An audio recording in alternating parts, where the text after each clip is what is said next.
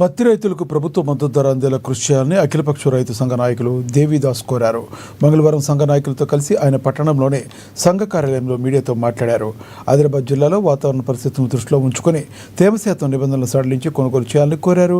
అలాగే రైతులు కూడా పత్తిని ఆరబెట్టుకుని మంచి ధర పొందాలని సూచించారు.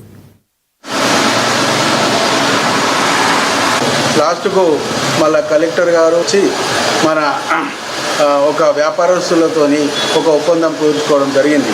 అదేంటి అంటే తేమ శాతం నిబంధన లేకుండా 6,950 మిగతా బండ్లు అందరూ కూడా తీసుకోవాలని వ్యాపారస్తులతోని కలెక్టర్ గారు రైతు సంఘం నాయకులు వాళ్ళని ఒప్పించి నిన్న రైతులకు ఇబ్బంది లేకుండా అది చేయడం జరిగింది.